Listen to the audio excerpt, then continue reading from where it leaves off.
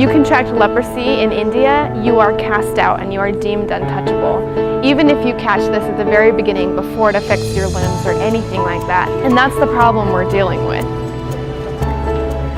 The big part of this is not the actual disease. It's curable with a 5-series pill.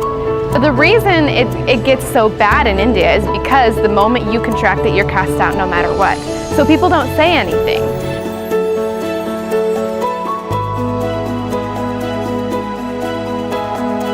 The most powerful thing to me was how they're trying to break the cultural stigma, and I think that's the hardest part, because in India it's so ingrained culturally over thousands of years, and it seems impossible to fight back, but they're doing it. For example, they have Indian teachers at the school, they have an Indian medical team, they have people that are starting to realize that it's okay to help these people, and they're interested in helping them.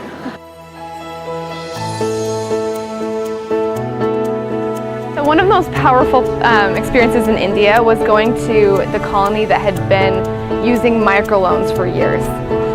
One specific family, while I was in that colony, the woman had used microgrants I think 3 or 4 times, and in so doing she had established a firm business that she could provide for her family and for her extended family in the colony. And she'd gotten the microloan, worked until she had enough money to pay it back, had a more established business, and did that 3 or 4 times, and she's doing wonderfully.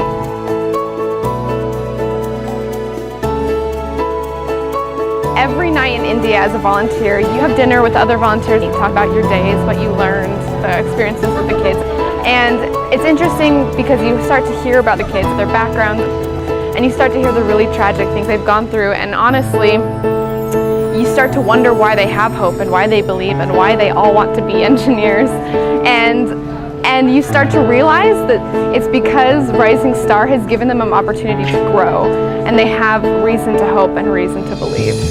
Now they can become a regular part of society, even though they came from a place that was untouchable.